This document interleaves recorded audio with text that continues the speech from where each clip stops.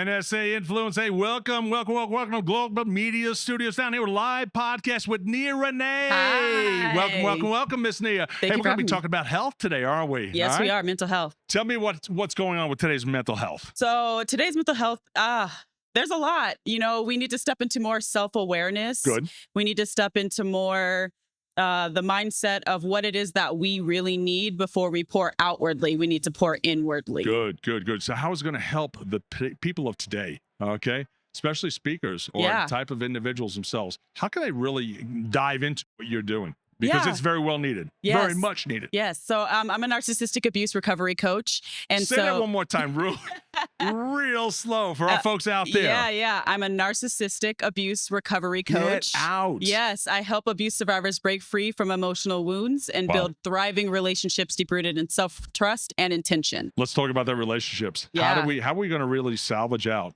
All right. Relationships are a big thing. Relationships are big. Communication is even bigger than that. Yes. Okay. So what is our steps of recovery? How are we going to really map this out? Yeah. So how to map this out is I look at it as I call the 3 S's. Okay. So that's called, it's self-awareness, self-love, and self-care.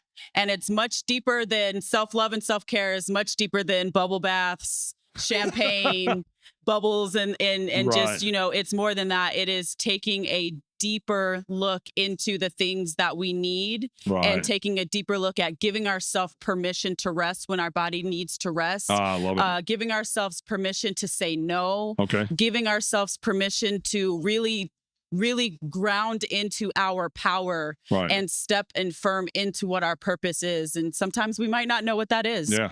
Nia, this is a mindset. Yeah. All right. People have to really change the direction of their thinking and the patterns of how they're thinking. Yes. All right, to really to engage themselves. How are we making that transition? That's a journey for a lot of people. Yeah, that transition definitely starts with self-awareness. Okay, good enough. It starts with self-awareness. You have to be aware of how you feel 24/7. Okay. You have to be aware of where you're at mentally and emotionally 24/7 so that you can navigate and dictate what it is that you need. And having that discernment between the emotion that you have doesn't have to dictate how your day goes. And that's probably 90% of the speakers here today. Yes. Yes.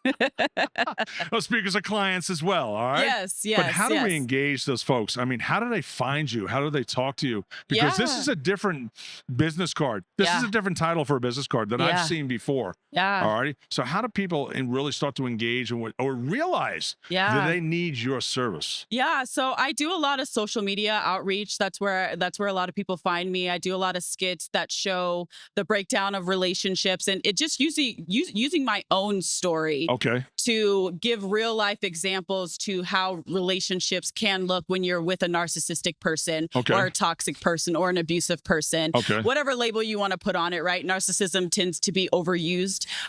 But when you really look at the structure and you deconstruct what the abuse is and how it's happening, that's what matters the most. But how people really find me is on social media. But it comes into that self-awareness piece, listening to your body, listening to the way your stomach clenches or your anxiety rises when someone says something that doesn't feel right to you, or when, you're told you can and can't do something in a relationship. And it just really being able to trust what your body is telling you. But that's hard to do when you have someone that is manipulating you and trying to get you to believe what they're saying is right. Versus, what they're saying is right versus what your own internal thoughts are telling you is the truth. Real tough, because I mean, we're in a lot of static situation. All right. We see a lot of individuals themselves in stressful worlds. Yes. All right. Value for a lot of people is very much discounted. Yes. All right, for what they see nowadays. And we were just talking the other day. We were talking about individuals, not only generations, but the male, female. Yeah. All right. Which is a great deal of individual problems themselves of who's qualified, who's unqualified, who is an individual itself that's going to give real, genuine, or authentic. All right, against themselves as someone being fake or phony. Yeah. Alrighty. And this is, people hide behind a lot of this. Yeah. So we got to really uncover what they're doing and pull them out. Yeah. All right. From behind the curtain. How do we do this? We have to. There's too much going around. It's a lot, and I think with the keynote that we just watched on stage, and when you look at comparing yourself to other people, you got to stop comparing yourself to other people, because you're running your own race Right. at the end of the day. Sure it is. You're running your own race. You're the one that's in charge of the pace of what you're at. And I really like how they said that failure has to happen in order to succeed. Sure. But in order to do that, you have to have a level of vulnerability. I think you have to Sure. have a level of transparency that's enough with yourself and your audience, that kind of blends together, so that they have that understanding that you're a real person and you're Right. not just putting on a facade. That's how I run my social media platforms. That's Good. how I run my business, is Good. on full on transparency. So my audience always knows where I'm at exactly in my journey, because I'm always vocal Sure. about it. People have to realize that they're in that Yes. position. Self-awareness. People, all right, here's the other thing too, is that people really have to start talking about it. Yeah. Okay. And really get it from the inward outward. Yes. All right. So individuals have at least a fighting chance. Yes. All right. Of correction, course correction. All right. Of feeling a sense of confidence. Yes. All righty. And then really engaging what we do from a standpoint of, hey, we're just another cog in the wheel. Yeah. We're another pimple. All right.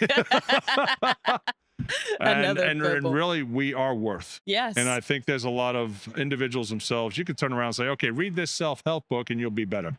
Doesn't work this way. Yeah. I believe what you're telling me, it comes from the inside out. It has to come from the inside out. I think a lot of us, we have our own passions and our own desires, and oftentimes we're too afraid to explore that. Right. We're too afraid to go where our heart is pulling us to go to most. Like we get stuck in the wanting to do what the status quo is and what is expected of us. Sure. And I learned that recently with I was laid off from corporate America about a year ago. We were all laid off in corporate America some way, some shape, some form, exactly, another. Right? Exactly. I was laid off about a year ago, and I realized that I had been on the straight and narrow line. I was like, I did everything right. You know, I went to school, I got my education, I got my bachelor's degree, went back and got my master's degree. I was in my career for 8 years.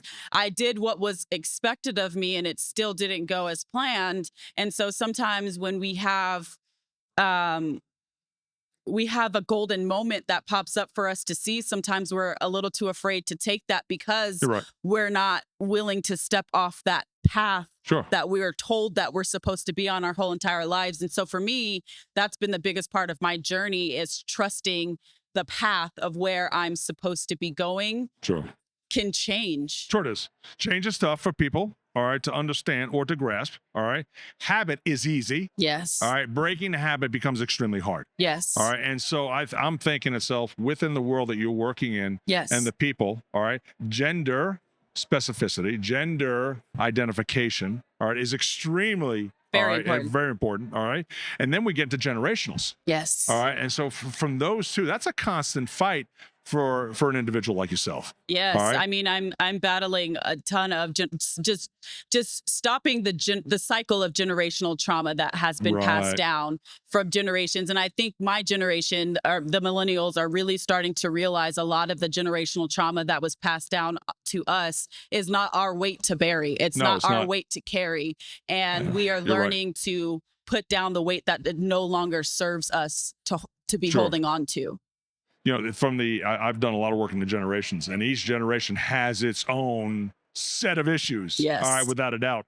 And so we even see this, millennials, we see it with Generation Z.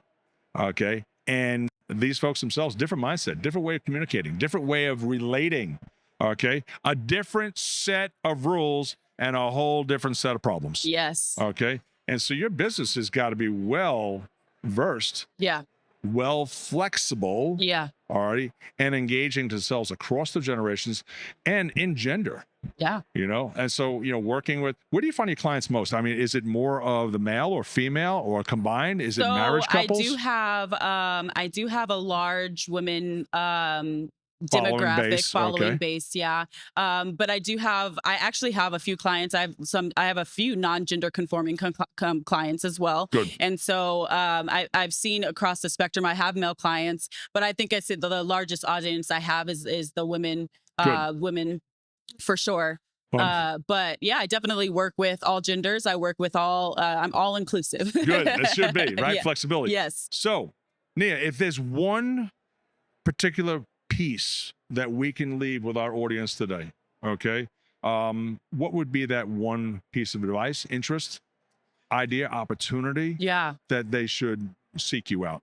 Yeah. If you're looking for how to really get to the version of you who you are now, when you're trying to discover who you are again after the abuse, if you're trying to get to a place where you want to have intentional relationships, if you're trying to get to a place where you want to trust yourself so deeply that you get to a place of radical self-trust that no one can tell you any differently or persuade you any differently from what it is that you desire, want, or need from yourself and relationships, I'm the coach for you. Super. Nia Renee. Thank you. How do people reach you? Yeah, so you can find me on social media at How to Love a Battered Woman, or you can find my website at howtoloveabatteredwoman.com. Influence. Isn't that amazing? All right. So if you're listening to this, you're going to get a copy too as well. Seek out Nia Renee. Unbelievable. All right. We're glad you're an influence. We want to catch up to you real soon. We want to thank Nia for coming in. Thank you so very much. All Thank right? you for having me. And we'll be back soon. Thank you, Yeah. guys. Take care. We'll see you soon. Thanks.